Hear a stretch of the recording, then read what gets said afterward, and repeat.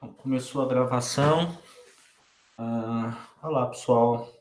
Bom dia. Hoje é segunda-feira, dia 18 de outubro. Fazer essa aula gravada hoje com a intenção de ter um momento assíncrono na disciplina de Economia Monetária da UFTPA. Qual que é a ideia? Na aula passada, a gente conversou um pouco sobre, né, a carga de disciplina teórica, o impacto que estava tendo. Então, vou fazer hoje esse formato diferente, né? Vou deixar gravar a aula mais cedo, disponível para vocês, num tempo menor do que o tempo normal, de 2 horas de aula, para substituir o momento de aula de vocês, né? As 2 horas, mas com alguma atividade relacionada, para tornar um pouco. O objetivo é tentar coisas diferentes dentro desse nosso processo. Bom, é a primeira vez também que eu faço nesse formato, né? Já gravei aulas antes, mas nunca gravei antecipadamente para deixar disponibilizado para os meus alunos. Então, qualquer problema que acontecer, por favor, deem esse desconto, beleza? O que mais? A gente está dando sequência ao conteúdo da segunda unidade, com as teorias monetárias, e hoje vamos discutir sobre a teoria monetarista. Antes disso, eu queria deixar alguns avisos para vocês. Primeiro, que esse tema da aula de hoje, da teoria monetarista, a nossa monitora, a Daniele, no dia 22 de outubro, ela vai disponibilizar um horário, né, da aula dela, um horário da monitoria dela, para falar sobre esse mesmo tema. Então, é um outro motivo pelo qual a gente vai deixar esta gravada, né, porque a gente vai ter um reforço desse mesmo conteúdo nesta semana, na sexta-feira, né? Hoje é dia 18, então a gente vai ter isso. Esse é um aviso. O outro aviso eu vou deixar disponível as 3 atividades anteriores que a gente fez. Ao final de cada aula, a gente passou uma questão, certo? No final, eu vou abrir de novo o espaço para quem não respondeu essas 3 questões fazerem agora. Aproveita que vamos ter um tempo livre da nossa aula para tentar responder, né, e fixar. Lembrando que eu estou considerando bastante a entrega das atividades. Vai ter um peso significativo na consideração do desempenho de vocês. E, por fim, aí mais um aviso: se a aula estiver lenta demais, podem colocar na velocidade 1, 1,5, 2, que eu entendo. Eu falo devagar mesmo. Já percebi isso há um tempo. Vamos lá? Vou tirar minha tela, tá bom? Vou tirar minha imagem. Não tem necessidade nesse momento, já que a gente está já que estamos com os slides. Deixa eu só, enquanto está abrindo aí, vocês continuam me vendo. Tirei, pronto. Esperando que dê tudo certo para que eu não precise gravar novamente. E é isso. Vamos lá. Seguimos na nossa proposta de, em cada aula dessa segunda unidade, discutir, né, uma teoria monetária específica. Já discutimos, já conversamos sobre a TQM, a visão dos clássicos e neoclássicos sobre a moeda, né, chamada teoria quantitativa da moeda. Em seguida, discutimos a contribuição de Keynes, direto, no original, se é que a gente pode colocar dessa maneira, já que a gente não leu a teoria, né? A gente vem trabalhando com manuais, mas a gente pegou algo que entre aspas, eu vou botar bastante aspas, algo mais próximo ou mais puro do que Keynes teria de fato formulado. E discutimos a chamada síntese neoclássica keynesiana, que foi um arranjo feito teórico, modelo teórico, que avança em alguns pontos, mas que moldura o pensamento de Keynes ao instrumental neoclássico, nesse sentido. Embora na interpretação do fenômeno tenha alguns avanços, há um desvirtuamento do que Keynes teria formulado inicialmente, do ponto de vista teórico. E agora, vamos falar, né, da chamada teoria monetária monetarista, que tem com Milton Friedman seu principal expoente, né? Friedman postulou as suas ideias a partir da segunda metade da década de 50. Não só ele, mas outros teóricos, a chamada Escola de Chicago, onde Friedman talvez seja o principal representante. A teoria monetarista os monetaristas se colocam eles próprios como novos quantitativistas, né? De uma certa maneira, então, é uma atualização, uma modernização ou uma sofisticação do que era o pensamento da TQM, né? Então, a gente vai caminhar por aí, tentando observar as diferenças não só do avanço com a TQM, mas também no debate principal naquele momento, que era do monetarismo com o keynesianismo da síntese neoclássica, os velhos keynesianos. Esse é o principal debate. A gente parte disso a gente não vai trazer aqui, porque o debate ele vai ter mais força ainda na discussão de política monetária, e a gente ainda não chegou nesse momento da disciplina, né? Faremos essa discussão em seguida, se a gente encerrar as teorias monetárias. Sigamos. Como é de praxe, essas são as 3 perguntas. Nós temos conversado com vocês a respeito de como ler esse material das teorias monetárias.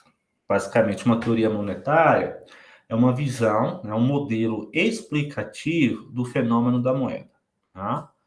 É um tema controverso e a gente está analisando esses textos, essas teorias, tendo essas 3 questões como guias, como roteiro de leitura ou como respostas a serem extraídas. Né? A primeira é como a teoria, aqui agora, no monetarismo, como o monetarismo explica o fenômeno da moeda, né?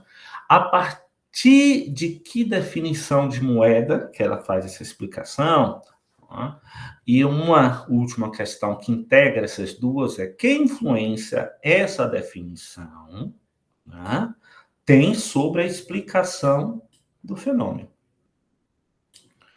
Isso vale para as 3 teorias anteriores, vale também para o monetarismo agora. Olhar para o que está sendo dito, para o que está sendo explicado e como se integram, né, numa espécie de todo coerente. Como eu tenho afirmado, a concepção de moeda é um elemento importante para a explicação do fenômeno. Daí que, em muitos casos, quando na discussão de política monetária, né, é preciso ter claro os conceitos de quem está puxando o argumento. Claro que, como economista, a gente já tem uma dimensão, né, da própria noção de moeda, mas também dos argumentos de cada linha teórica.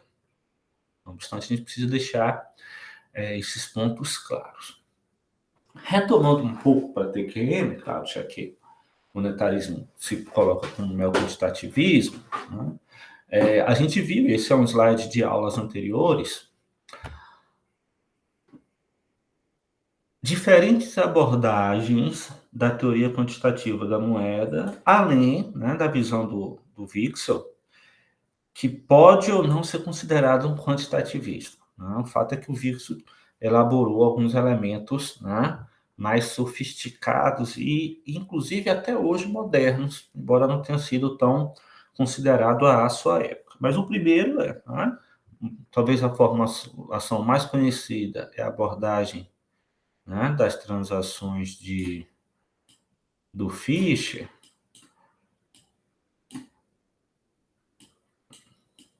cuja equação é essa daqui, né?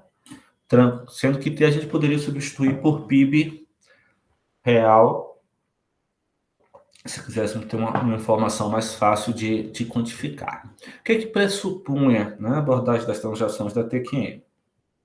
Uma identidade entre, né, variáveis de fluxo, tá? O fluxo de transações, né, e o estoque de moeda, a identidade que era dada pela relação dessas outras duas variáveis aqui. Então, a velocidade da moeda multiplicada pelo estoque de moeda era o equivalente ao total de todas as transações de bens físicos e serviços na economia multiplicada pelos seus preços. Né? Uma espécie de PIB nominal. Modificações no estoque da moeda, dado uma velocidade de circulação que tende a ser constante no curto prazo, e cuja volume de transações também não altera, dado que a economia opera em pleno emprego, né? Variações no estoque da moeda teriam impactos significativos, né? Os impactos ocorreriam na modificação dos preços. Em resumo e grosso modo, esse é o modelo da abordagem de Fischer. A abordagem dos saldos monetários de Cambridge, né, tem Marx como seu principal formulador, avança nisso daí, avança nessas questões e coloca, né, a oferta da moeda, ela tem que ter uma equivalência com a chamada constante machadiana, vezes PI. Isso aqui é um K, viu, gente? Isso aqui é um K, desculpa, eu estou com o mouse fazendo essas relações. K é dado, K é V indo para cá, o Kzinho é igual, né, a relação inversa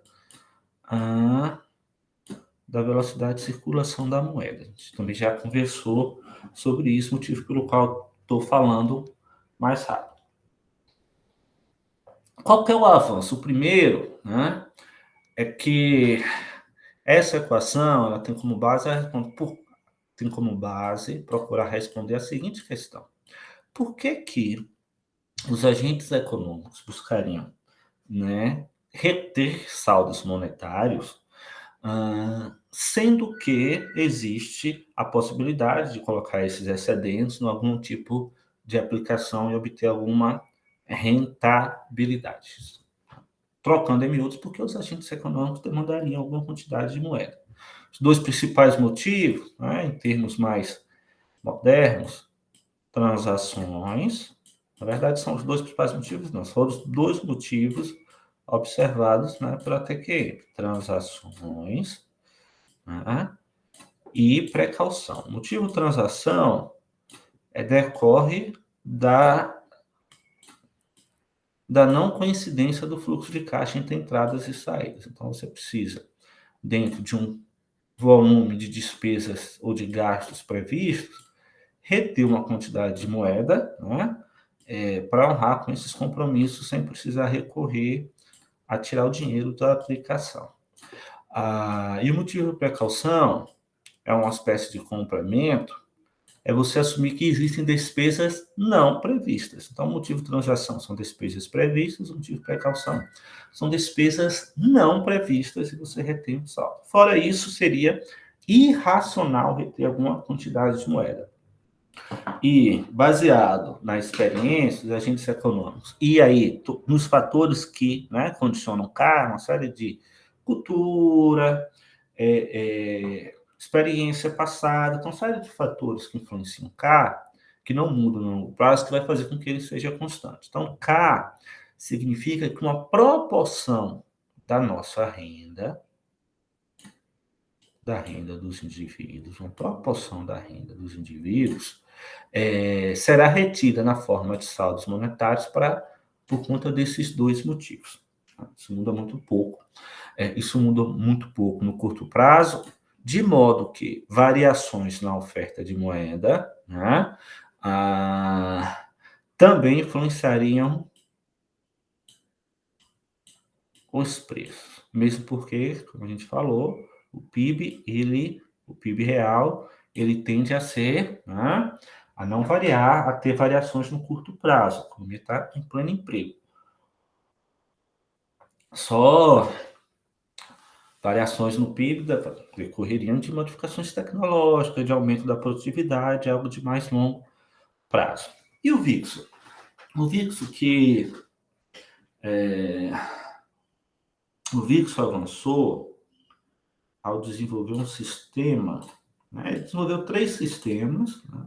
Um de moeda pura, um de crédito puro e um sistema mais próximo do real, que seria um sistema de moeda crédito, e aí identificar canais de transmissão, né? Avaliação da moeda e pelo mercado financeiro. Isso é importante, porque ele também vai diferenciar, ele vai colocar a taxa de juros, uma variável a ser considerada, né? E a noção de taxa natural de juros, quando eu vou digitar aqui, dado que estou com dificuldades para escrever. Tá? Ter um canal indireto significa que variações. Ter um canal indireto, repetindo, significa que variações na oferta de moeda, né, terão um impacto sobre a taxa de juros, que por sua vez, né, vai influenciar a demanda. A demanda. Vou tirar isso daqui, vai influenciar a demanda. Mas o efeito final vai ser no preço, assumindo o conjunto dessas variáveis. Nesse sentido, ele acaba se aproximando também da teoria quantitativa. Eu tenho feito um resumo, de certa maneira até grosseiro, pessoal, porque eu tenho repetido esse assunto nas últimas aulas, vocês podem retomar depois. Ora, por que eu também estou trazendo para cá? Porque essa equação aqui, no final das contas, deixa eu repetir aqui, deixa eu ver se consigo fazê-la mais bonita. Essa equação bem aqui, ó, né? No fim das contas, é ela que a teoria monetarista vai desenvolver, vai sofisticar. O que ela vai fazer? Ela vai assumir, primeiro, que K não é uma constante, né? K depende de uma série de variáveis não conhecidas, mas fáceis, não todas conhecidas, né? Mas possíveis de serem previstas. E aí a demanda por moeda, né? Será a demanda por moeda vai depender de um conjunto de fatores mais amplos do que o listado pela teoria quantitativa. Mas ainda assim, a função de demanda por moeda vai ser, né, uma elaboração mais sofisticada dessa. Aliás, né, os monetaristas assumem que a teoria quantitativa foi, de fato, a primeira elaboração, essa aqui, né, a primeira elaboração, né, de uma função da demanda por moeda, e que é assim que a teoria quantitativa deveria ser vista. Não apenas uma relação entre quantidades e preços, né? Mas uma exposição do quanto os agentes econômicos demandam moeda no sistema.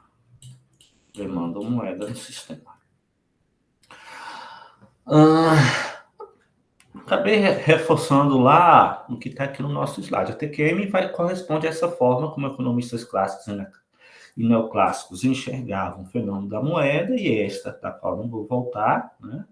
A equação básica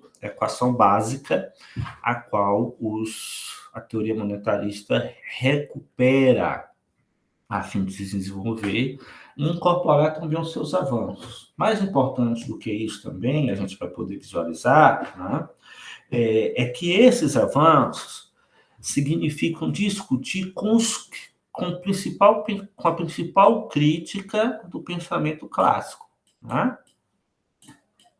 Que é isso?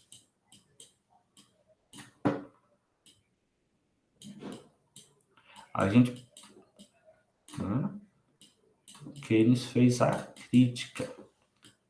E mais particularmente no pensamento keynesiano, dos velhos keynesianos, os keynesianos da chamada síntese neoclássica, que, como eu já falei para vocês, foram eles que, de fato, tiveram nesse período pós-Segunda Guerra, né, tiveram alguma proeminência na academia e também, nos governos em termos de política. Os chamados keynesianos fiscalistas, velhos keynesianos que formaram algum mainstream porque fizeram a síntese neoclássica. Keynes, no seu sentido mais puro, né?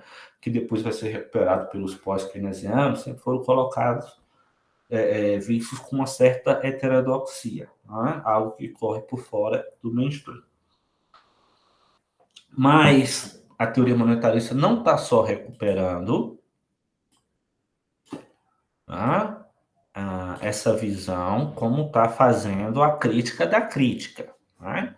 Como está dando uma resposta, tá? Como está dando uma resposta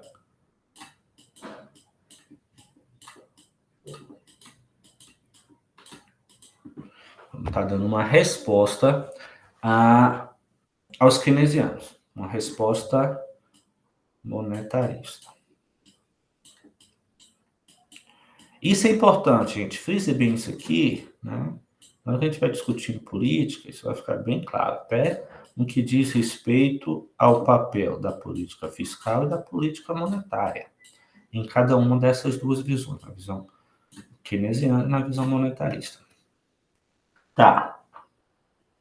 Vamos lá, vamos começar a entrar de vez agora na abordagem monetarista. E eu estou aqui controlando o tempo para não ficar uma aula extensa e chata para vocês. Está aqui o nosso expoente, o Milton Friedman, né? E a pergunta que a gente vai seguir agora: de que depende a demanda por moeda no modelo monetarista? Essa pergunta é importante, que a gente vai ter que entender o que é moeda, e é interessante, né? Algo que vocês devem ter visto no texto, que para os monetaristas, no fundo, a teoria monetária é uma versão, é uma parte, é uma dimensão da teoria do capital, da riqueza. Preste atenção. A teoria do capital. Isso aqui é importante. Moeda, capital. Moeda, forma de riqueza. Não apenas mais instrumentos de troca, como lá no mundo clássico. Está incorporado os avanços do século XX. Né? Moeda é uma forma de riqueza. Isso é extremamente importante. E vai moldar como é que isso vai ser pressuposto. Pressuposto ou colocado nos parâmetros do modelo. O que seria riqueza? Né? A gente vai dar essa resposta em seguida. Até pelas variáveis que ele coloca como riqueza.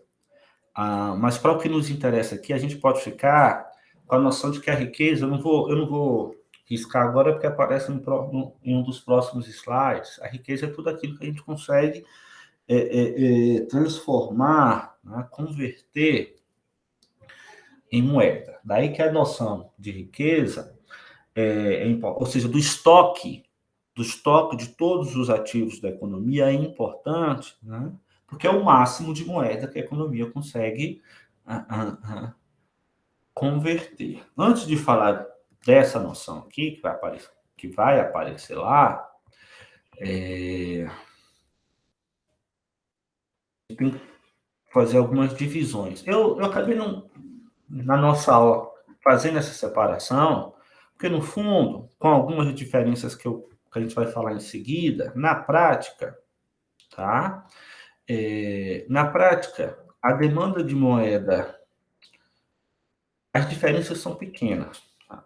Entre a demanda de moeda das unidades familiares e a diferença da demanda de moeda das unidades empresariais. Mas Friedman fez essa distinção antes de fazer. Então, existe uma função de demanda da moeda das famílias, uma função de demanda da moeda das empresas, a soma desses dois tipos dá uma função de demanda, uma função agregada das duas demandas. Tá? Onde é que estão as principais diferenças? A primeira, Para as famílias, a moeda é uma espécie de é uma disponibilidade de liquidez, né, que vai integrar a carteira, o portfólio das unidades familiares, ou seja, né, o rol de ativos. Já a moeda, além de disponibilidade líquida, a moeda é importante porque ela vai interagir com os fatores de produção, por exemplo, a remuneração de salários, né, a ideia de precisar de um capital de giro. Então, tem uma outra dimensão aí que precisa, é, que é feita uma distinção. E aí, o Friedman ele vai tentar formular algumas variáveis que dê conta dessa pequena distinção. Tá? Mas o ponto, que a gente não vai adentrar aqui, o ponto é que já há as semelhanças que justificam a gente trabalhar, né? Com o modelo agregado único, pelo menos na nossa aula aqui. A moeda vai funcionar como reserva temporal de valor, de poder de compra, para a família e para a empresa. As taxas, as variáveis que as duas unidades vão reagir são semelhantes, por exemplo, a taxa de juros, estoque de riqueza, expectativa sobre variação no preço e outros fatores. Todos esses aparecem como semelhantes para as duas unidades. Ainda assim, é importante, como eu falei para vocês, fazer essa distinção entre uma e outra unidade feita pelo Friedman. Tá, gente, a gente já entra. Vamos então fazer agora, junto com o Friedman, essa consideração mais abrangente sobre a demanda de ativos, listando o conjunto, né, de variáveis incorporadas pelos autores monetaristas na função de demanda por moeda. A primeira, e aqui, né, a gente tem aquela definição, aquela noção de riqueza que a gente vai trabalhar, é riqueza total. Veja, né?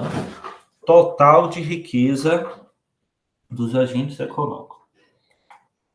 Por que riqueza é importante? Porque, né, o total de riqueza da economia, ela representa o máximo de moeda que pode ser alcançado.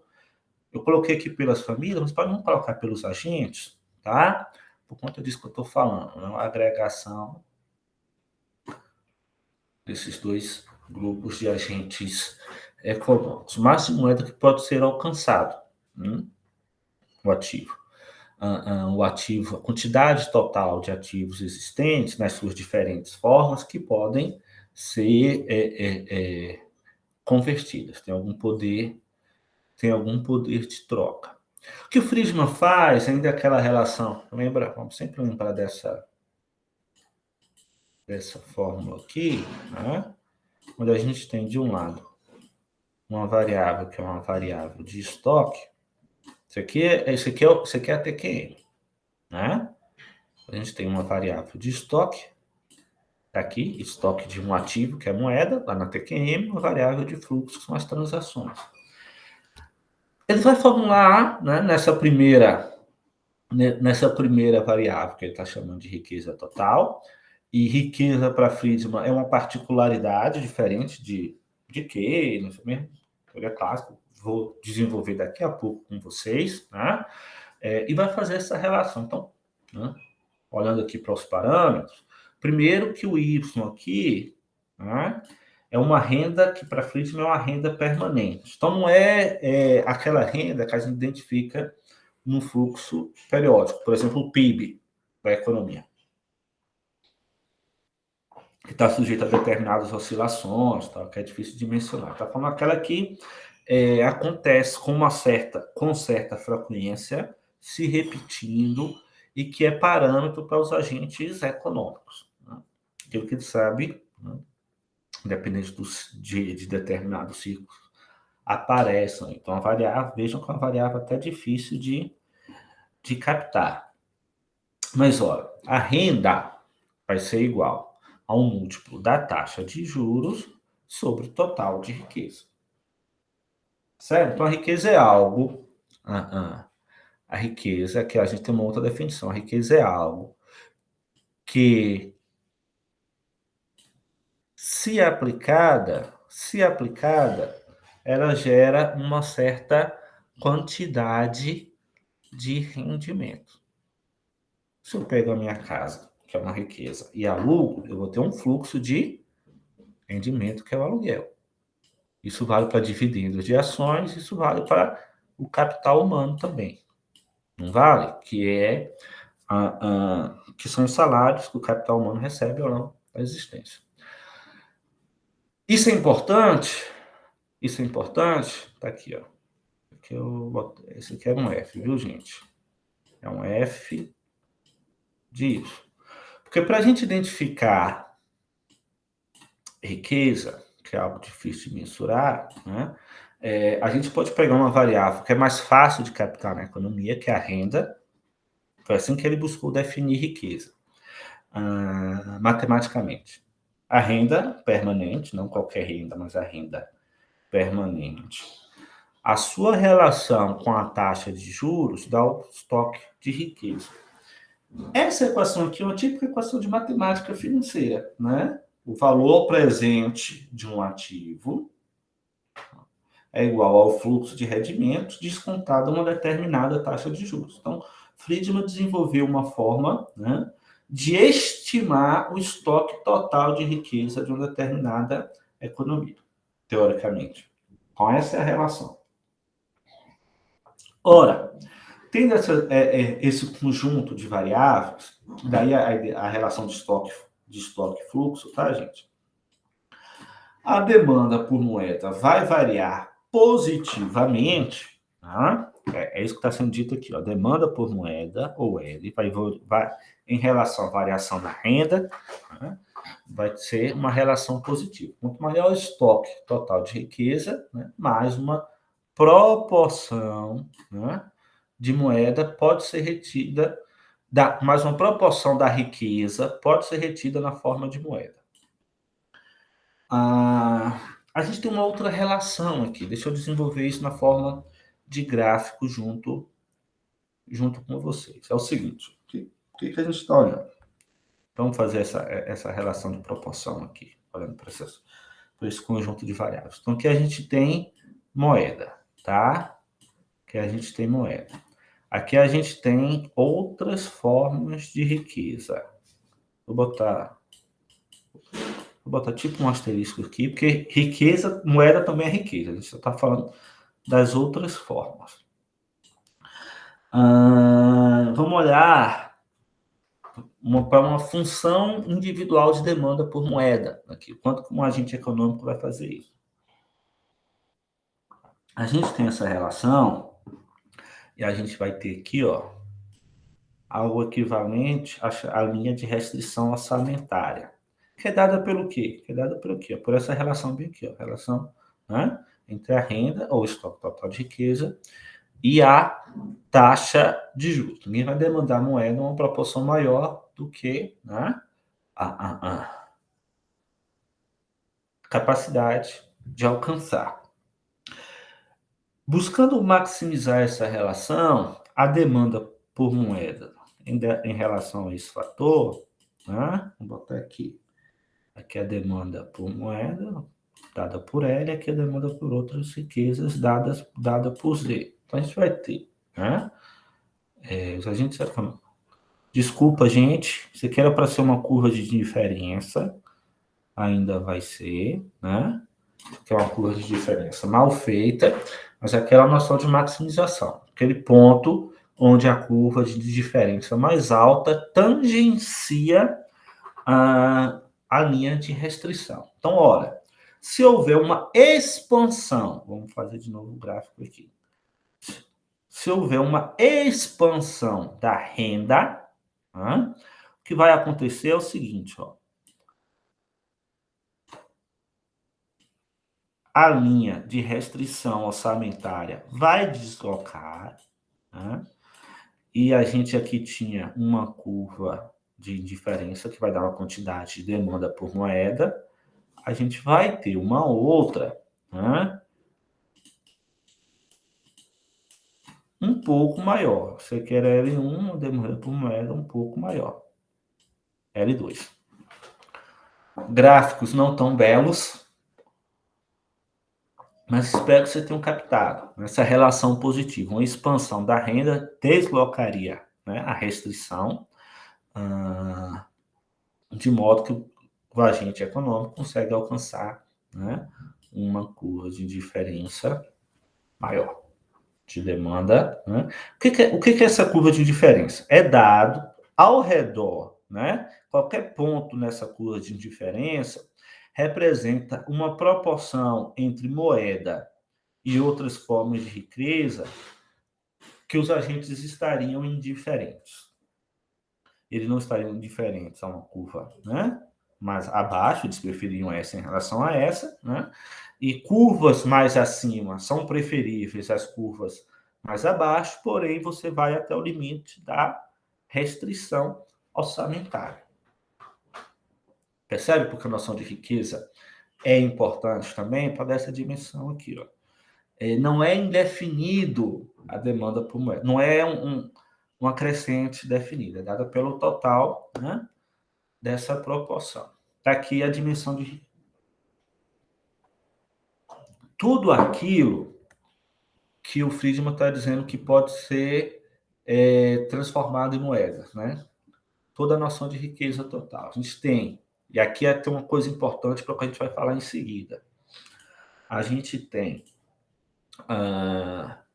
a chamada riqueza humana. Olha que interessante. Riqueza humana é algo parecido com a noção de capital humano, certo? Dizendo que é um ativo que pode gerar um fluxo de rendimentos. E o conjunto de riquezas não humanas, que tem a moeda, títulos, aqui ele faz uma distinção que é uma distinção importante para o modelo dele, títulos de renda fixa e títulos de renda variável e bens físicos. A gente já vem falando sobre isso. A gente conversou sobre, né, os estoques lá na primeira unidade, quando a gente falava sobre os tipos de ativos. E dentro dos bens físicos, um conjunto muito grande. Imóveis, carros, etc, etc. Por que é importante? Porque são taxas de juros, né, são remunerações diferentes que os agentes econômicos vão levar em conta. O que muda? Aqui, ó, aqui tem uma escala daqui, né? Vou fazer a seta aqui, ó. Isso é uma seta, viu, gente? Deixa eu fazer de novo. Aqui tem uma escala de liquidez, né? Essa aqui eu não vou diferenciar a liquidez aqui não, tá? Mas daqui para cá a gente tem um ativo que é o mais líquido, né? Mais líquido.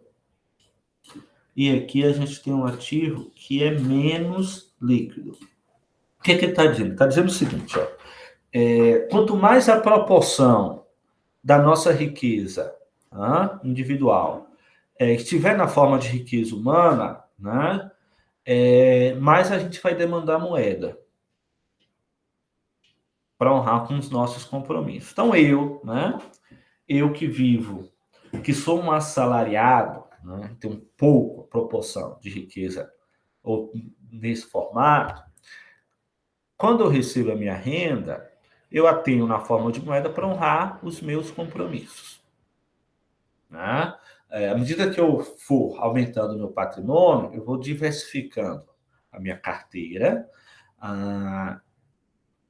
e ao diversificar, escolher com diferentes composições de liquidez, e dentre elas, né, a máxima liquidez, que é a moeda. Isso é importante para o que a gente vai ver em seguida. A proporção entre riqueza não humana e riqueza humana no nosso portfólio influencia o quanto que a gente vai demandar de moeda. Quer dizer o seguinte, quanto maior a riqueza humana, em relação à riqueza não humana, deixa eu voltar para o branco, em relação à riqueza não humana, mais os agentes vão demandar moeda dado por esse parâmetrozinho que é o Wzinho. Então, a gente tem, né? Primeiro, riqueza total, que é uma relação positiva. Riqueza total. É uma relação positiva de demanda por moeda. Agora a gente tem Wzinho, que é a proporção da riqueza, né, dos agentes econômicos. Como eu falei, no meu caso,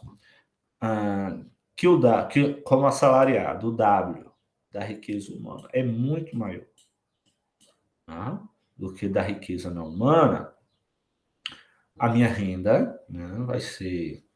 Ou a composição da minha carteira vai precisar ter muita moeda aqui no portfólio. Por outro lado, agentes econômicos que têm essa riqueza não humana mais diversificada não demandarão tanta moeda, porque essa riqueza aqui também está gerando renda, viu, gente? Isso é um ponto importante. Terceiro conjunto de variáveis, e ainda olhando, não é? Olha lá, ó. Por que isso aqui é importante? Né? Por que esse conjunto de coisas é importante? A gente já viu uma relação mais geral, e agora ele incorpora a dimensão do mercado financeiro. Tá? Antes de falar do custo de oportunidade, que a gente vai falar em seguida, deixa eu só acrescentar, né, novos parâmetros. Dividir a taxa de juros em juros de renda fixa e juros de renda variável, na qual a gente vão estar levando em consideração, e também a inflação esperada. Então, veja, se os preços estivessem estáveis, significa que você reter moeda, né? Você tem que ter uma comparação com o que você pode obter no mercado financeiro, ou com renda fixa, ou arriscando mais, é uma relação entre risco e retorno, tá? Aqui, ó, com a renda variável. Por isso que essa diferença é importante. Renda variável gera um risco maior, mas gera um retorno maior, né, do que tende a gerar um retorno maior, desculpa, do que títulos de renda fixa. Agora, o que a gente tem? A gente não tem uma moeda totalmente estável, a gente tem sempre uma inflação. Não só a inflação passada, tá, aquela que você já olhou, mas em função da política e da própria inflação passada, a expectativa da inflação. É importante, porque se a moeda está perdendo valor, que a inflação provoca, tem um outro elemento de custo de oportunidade em reter moeda. Né? Você sabe que isso depende da moeda, com uma proporção, que a demanda por moeda vai ser uma proporção da riqueza, mas o cálculo econômico vai sempre levar em conta o custo de oportunidade. E a última variável, né, a gente vai falar depois também, é uma espécie de termo de erro. São outros fatores que podem influenciar a demanda por moeda. Vamos ficar primeiro no custo de oportunidade. A gente tem um conjunto de juros e vamos ter, claro, uma relação negativa. Deixa eu voltar para cá. Da seguinte maneira. Voltando para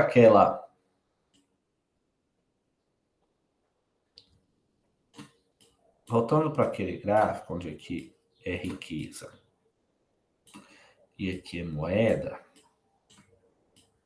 demanda por moeda, demanda por outras formas de riqueza.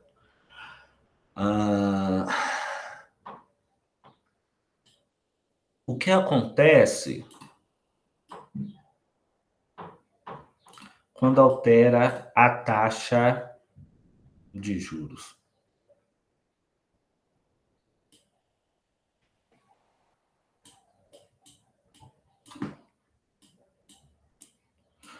Se a gente lembrar da fórmula,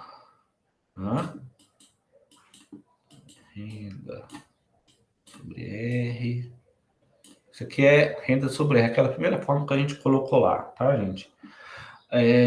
O que vai acontecer é o seguinte, ó, é que essa reta aqui, ela vai inclinar em função das modificações da taxa de juros. Ou inclinar, ou ficar mais vertical.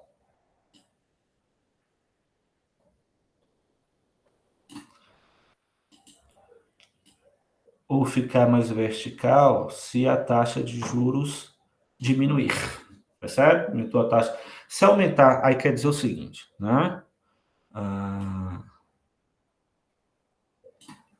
Não está bem desenhado. Se aumentar a taxa de juros, a proporção da demanda por moeda vai ser menor e vai ser maior, né, a aplicação no mercado financeiro. Se diminuir a taxa de juros, a proporção da demanda por moeda vai ser maior e diminuir no mercado financeiro. Eu estou olhando para esse gráfico e estou insatisfeito com ele, porque não está fácil de visualizar o que eu estou de fato dizendo. Mas voltando para esse que está mais limpo, quero dizer o seguinte, ó, é que dentro da mesma curva de indiferença, correto? Os agentes econômicos vão modificar a proporção. Aqui a gente tinha uma reta que passava aqui, né? Agora a gente vai ter uma reta, uma nova reta com a mudança da taxa de juros que passa aqui porque aumentou. Percebe? E se tivesse diminuído a taxa de juros, uma reta que passaria mais ou menos aqui em cima. E na prática, essas duas coisas, ó, demanda inicial, demanda com a reta, né, mais inclinada, demanda com a reta menos inclinada. É uma relação inversa. No fim das contas, estou querendo mostrar para vocês que é uma relação inversa, né, dado por essa equação aqui, que vai estar em função dos efeitos da taxa de juros sobre a decisão dos agentes econômicos. Mas eles ainda vão olhar para a inflação, né? Não só a inflação existente, né, passada, corrente, como a expectativa da inflação. Isso aqui é bastante sofisticado, né? A gente não foi imaginar o quanto que vai continuar crescendo os níveis de preço e para se proteger, né, da variação do preço da moeda, do custo da moeda, nem é preço da moeda, na verdade, mas é o juros. Mas na desvalorização da moeda, se aumenta a inflação, você tem uma relação negativa com a demanda por moeda. Diminui a demanda por moeda, obviamente. E a gente vai ter uma relação inversa também. Então, recuperando, né, demanda por moeda, riqueza total, né, proporção da riqueza, taxa de juros. Eu vou colocar aqui preços, né, sendo que aqui é uma relação positiva, aqui é uma relação positiva, aqui é uma relação inversa e aqui é uma relação inversa.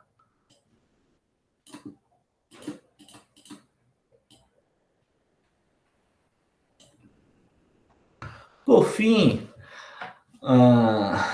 tem um conjunto de outros fatores que podem afetar a demanda por moeda, de natureza institucional. A gente pode pegar o Pix, viu, gente? O Pix muda bastante, né? É uma inovação que muda bastante a demanda por moeda, já que o sistema bancário desenvolveu uma forma de fazer com que a moeda continue dentro do sistema, que a gente faça pagamentos e operações sem precisar pegar a moeda na sua forma física. Distribuição de renda influencia. Lembra lá da proporção riqueza humana e não humana? Né? Quanto menor a minha renda, mais. Né? Mais eu tenho apenas capital, riqueza humana, que é a minha própria capacidade de trabalho, vou demandar mais moeda. A incerteza faz com que a gente demande mais moeda, ele considera isso, embora não seja central, igual ao modelo keynesiano. Grau de estabilidade política, valores sociais, então, um conjunto de coisas que fazem com que isso seja constante e positivo. E positivo. Como é difícil captar cada uma dessas coisas, ele assumiu, né, como termo de erro lá.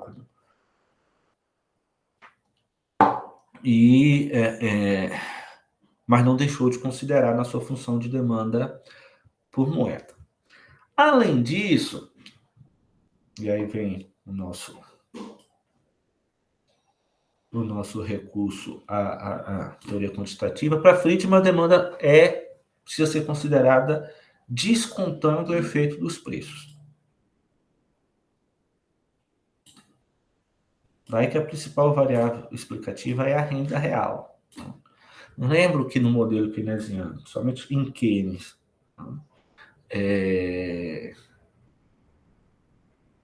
as variáveis nominais importavam, mesmo porque é uma economia contratualista, né, que alguns preços são rígidos e isso precisava ser levado em consideração.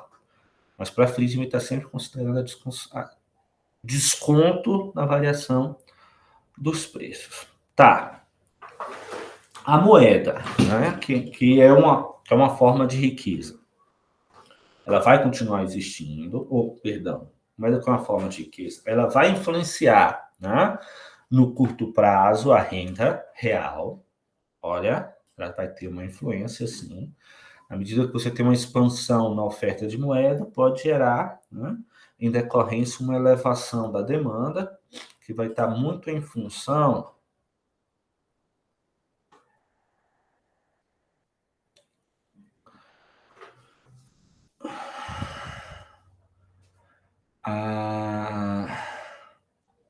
a expansão da renda, né? Se é uma forma de riqueza líquida,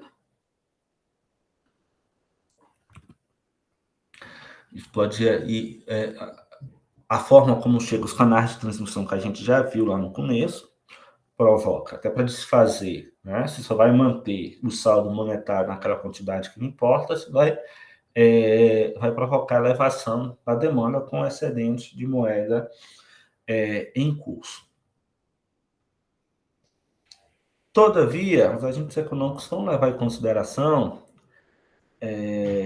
a modificação na taxa de juros. Você tem um impacto inicial, então deixa eu retomar aqui, você tem um impacto inicial sobre a riqueza total quando você aumenta o estoque de moeda, óbvio, né?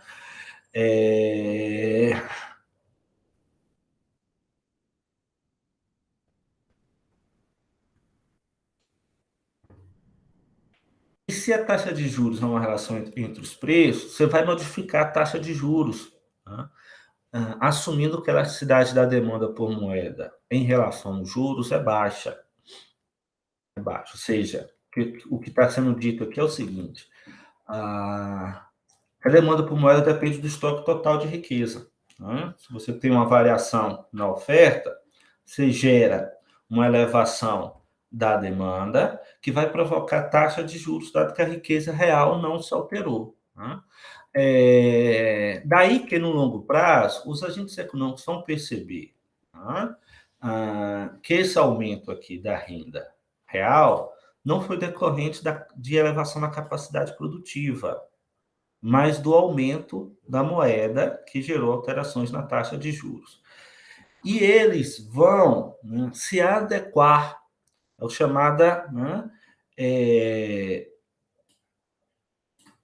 a hipótese da racionalidade adaptativa, das expectativas adaptativas do pensamento monetarista. Seguinte, eles vão aprender com o passado, com a política, né, monetária, que nova expansão da moeda não foi decorrente da produção, e eles vão assumir, deixa eu voltar aqui atrás, eles vão assumir, né, que, na verdade, aquilo vai gerar impacto aqui, ó, na variação dos preços.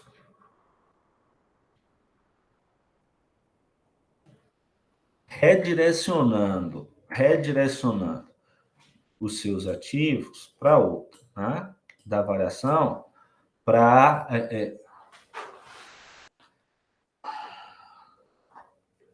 outros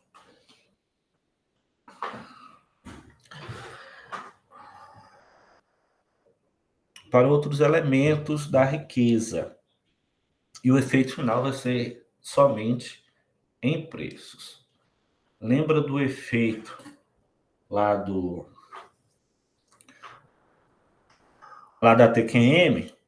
Depois dessa sofisticação toda, o resultado final, no longo prazo, é de uma moeda neutra,